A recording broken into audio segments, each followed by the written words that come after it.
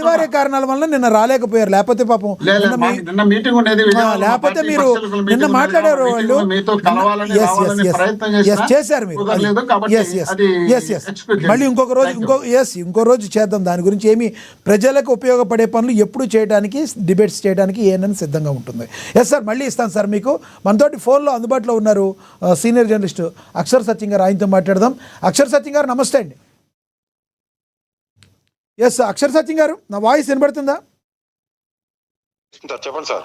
అక్షర్ సత్యం గారు, పవన్ కళ్యాణ్ గారు స్టేజ్ మీద ఒక మాట చెప్పారు, నేను ప్రేమగా ఉంటాను, సేవ చేస్తాను, ఇలాంటి డైలాగ్ అయితే నా నిజ జీవితంలో ఉంటుంది అని చెప్పారు. అయితే పని పాట లేక పవన్ కళ్యాణ్ గారు సినిమా చేస్తున్నారు. పాపం అంటే మోహన్ రెడ్డి గారు ఇంకో ఉద్దేశం తనలా, ఆయన ఇచ్చిన హామీల్ని నెరవేర్చే దిశగా ముందుకు వెళ్ళడానికి ఆయన చేయలేకపోతున్నాడు. కూటమి ప్రభుత్వంలో అవి చేయలేకపోవడం వల్లనే ఆయన సినిమాలు చేసుకోవాల్సిన పరిస్థితి వచ్చిందని చెప్తున్నారు. ఏమంటారు మీరు? ఇప్పుడు మోహన్ రెడ్డి గారు 2 మాటలు మాట్లాడారండి. ఆయనది 2 స్టాండ్లు అన్నమాట. ఏ స్టాండ్ అన్నది ఒక స్టాండ్కి రండి. ముందు ఏమంటున్నారు, పవన్ కళ్యాణ్ గారు లేదు అందుకని సినిమాలు చేస్తున్నారు అంటున్నారు. అంటే ప్రభుత్వంలో ఏ పనులు చేయడానికి అవకాశం లేదని, రైట్. రెండోది ఏమంటున్నారు, పవన్ కళ్యాణ్ గారు ఊరు వాడా తిరుగుతలేదు, ప్రజలకు సేవ చేయట్లేదు అంటారు. అరే పని పాట లేదు, ఏం చేయలేకపోతున్నాడు మీరే అంటారు. మళ్ళీ పని పాట లేనాడు ఫెయిల్ ఎలాగవుతాడు? ఏదైనా పని చేస్తేనే కదా ఫెయిల్ అవుతాడు.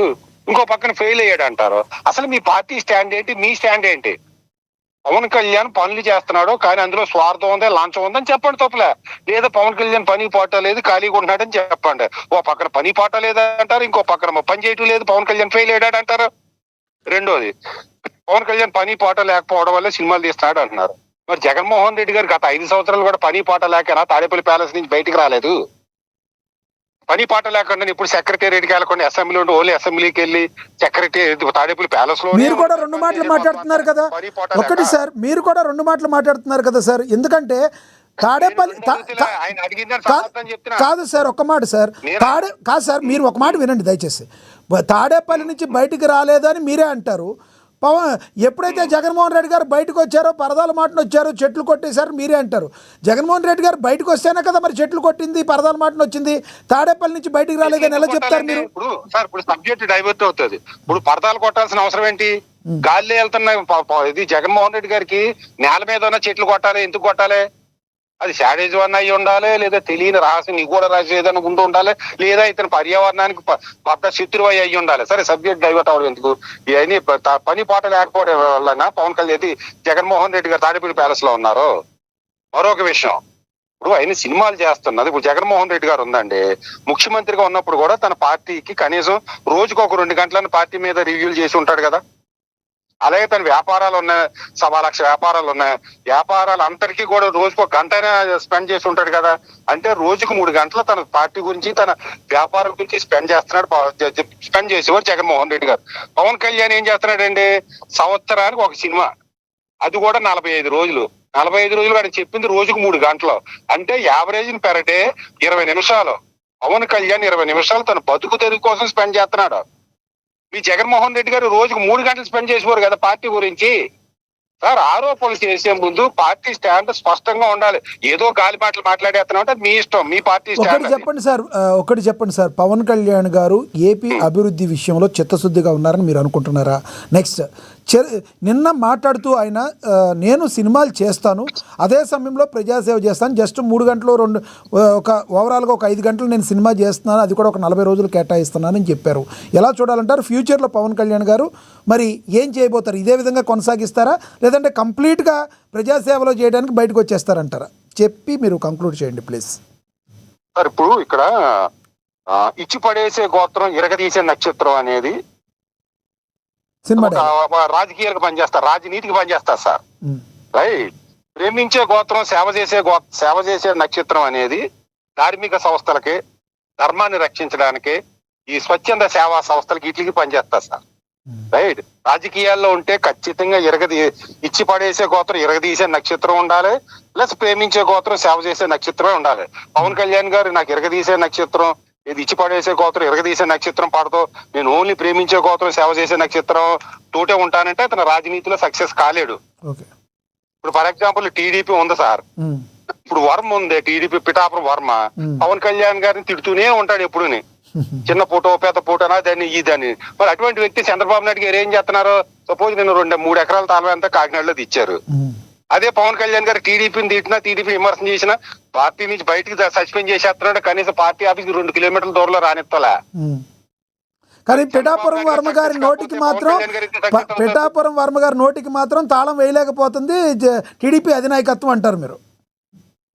లేకపోవడం పక్కన ఎరగండి. తిట్టినోడికి అందరికి పదవులు ఇస్తున్నారు పక్క పార్టీలోళ్ళు.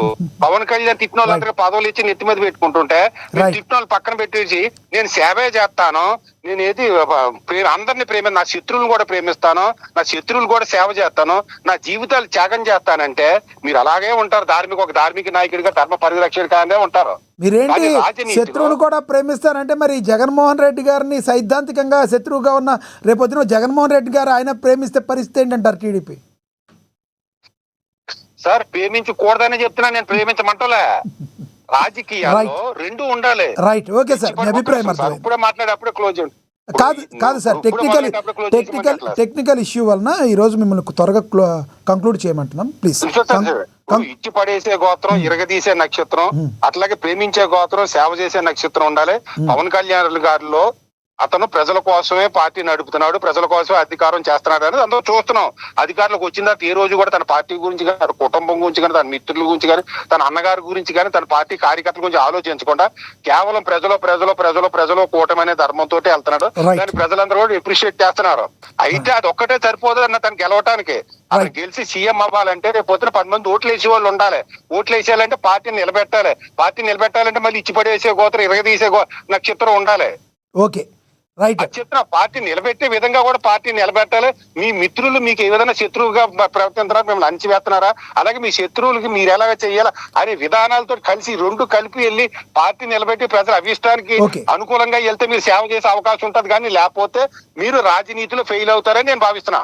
ఓకే సార్, మీ అభిప్రాయాన్ని తెలియజేసినందుకు ధన్యవాదాలండి అక్షర్ సత్యం గారు. ఎస్, రైట్, అక్షర్ సత్యం గారి అభిప్రాయం అయితే మనం తెలుసుకున్నాం. ఇప్పుడు మనతోటి టీడీపీ అధికార ప్రతినిధి విజయశేఖర్ రెడ్డి గారు ఉన్నారు, ఆయనతో మాట్లాడదాం. విజయశేఖర్ రెడ్డి గారు నమస్తే అండి.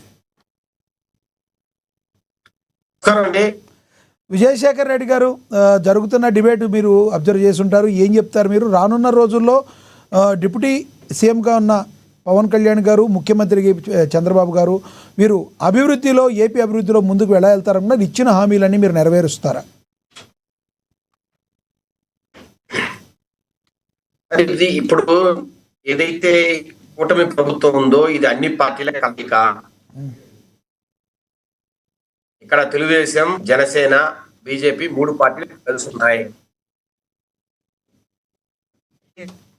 ఇచ్చామో సూపర్ 6 పథకం కావచ్చు, అట్లాగే అభివృద్ధి ఏదైతే మాట్లాడుతున్నామో ఈ రోజు ఇరిగేషన్ ప్రాజెక్ట్స్ కావచ్చు, సురక్షిత మంచినీరు కావచ్చు, ఇట్లాగా రకరకాలుగా ఈరోజు ప్రభుత్వం ముందుకు పోతుంది.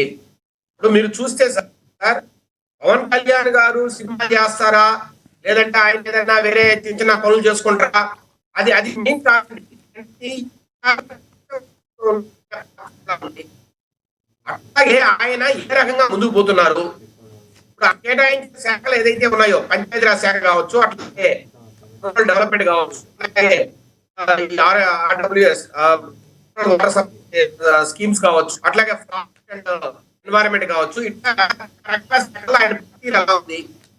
ఈ రోజు మీరు చూస్తే గత సంవత్సరం ఆయన 10వ ర్యాంక్ అయితే ఈ సంవత్సరం వచ్చిన 4వ అంటే ఆయన బాగా పనిచేస్తున్నాడని గారు చెప్పాలి. ఇప్పుడు ముఖ్యమంత్రి గారు మంత్రులకు ర్యాంకింగ్ ఇచ్చారు. ఆ ర్యాంకింగ్ భాగంగా పవన్ కళ్యాణ్ గారు 4వ ర్యాంక్ వచ్చిన వ్యక్తిని బాగా పనిచేయలేదు ఎలా అంటారు? పని చదవట్లేదు, లేదంటే పని లేదంటే మాట ఎలా అంటాం? ఆయనకి ఇచ్చిన శాఖలు ఈ రోజు ఈ గవర్నమెంట్ లో, ఈ ప్రభుత్వంలో అతి ముఖ్య శాఖలండి. ఎవరైతే మెయిన్ లీడర్స్ ఉన్నారో పార్టీలో వారికి మాత్రమే దక్కే శాఖలు పంచాయతీరాజ్ అండ్ ఆర్డబ్ల్యూఎస్, అట్లాగే ఫారెస్ట్ అండ్ ఎన్వైరన్మెంట్. ఈ శాఖలన్నీ కూడా అద్భుతమైన శాఖలు, అన్న శాఖలు. ప్రభుత్వం ఎట్లా తెలియాలంటే పని జరిగితే ప్రజలకు కూడా తెలిసే అవకాశం ఉంది.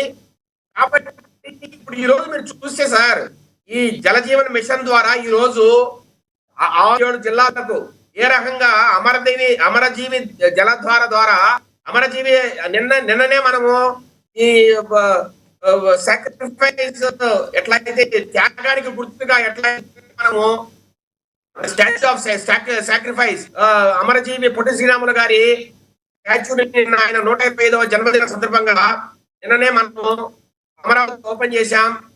దాంట్లో భాగంగా అమరజీవి జదారాని ఈరోజు ఈస్ట్ అండ్ వెస్ట్ గోదావరి జిల్లాలకు ఏ రకంగా అయితే మనము 106 MLDs అంటే లీటర్స్ పర్ డే, అట్లాగే 155 MLD ఇట్లా 2 అతి పెద్ద ట్రీట్మెంట్ ప్లాంట్స్ అండి ఇండియాలోనే పెద్ద ట్రీట్మెంట్ ప్లాంట్స్ మనం ఈ రోజు జలజీవన మిషన్ ద్వారా గోదావరి జిల్లాలకు మనం కట్టుకున్నాం. అట్లాగే ఫ్లోరైడ్ ఎక్కడైతే అత్యధికంగా ఉందో ప్రకాశం జిల్లాలో అక్కడ కూడా మనం వాటర్ ట్రీట్మెంట్ ప్లాంట్స్ తో వస్తున్నాం.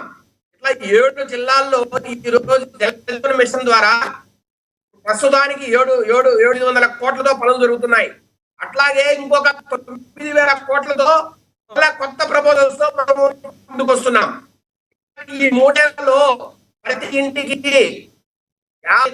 ప్రతి వ్యక్తికి 55 లీటర్ల సురక్షిత మంచినీరు ఇవ్వాలని సెంట్రల్ ఏదైతే కేంద్ర ప్రభుత్వం ప్రాతిపదిక ఉందో ఆ ప్రపోజల్, అట్లాగే రాష్ట్ర ప్రభుత్వం 6 పథకాల్లో పెట్టిన ఈ సురక్షిత మంచినీరు వీటి ద్వారా మనం ప్రజలకి చేరవచ్చు. అట్లాగే అదే సార్, మీరు చేసే మంచి ఓకే, మీరు ఇచ్చిన హామీలన్నీ నెరవేరుస్తారా? మోహన్ రెడ్డి గారు అడిగేది అది, మీరు ఏదైతే మేనిఫెస్టోలో పెట్టిన హామీలన్నీ నెరవేరుస్తారా? చూశారు లిమ్కా వరల్డ్ రికార్డ్స్ లో 13,000 పంచాయతీలో ఒకేసారి గ్రామ జరగడం, పండుగ పనులు జరుగుతున్నాయి. అట్లాగే రకరకాలుగా ఈ రోజు ప్రమోషన్స్ కావచ్చు, రకరకాల అడవి తల్లి మాట ఎప్పుడు కావచ్చు ఎప్పుడు ఏజెన్సీ ప్రాంతాలు ఈ రోజు జగన్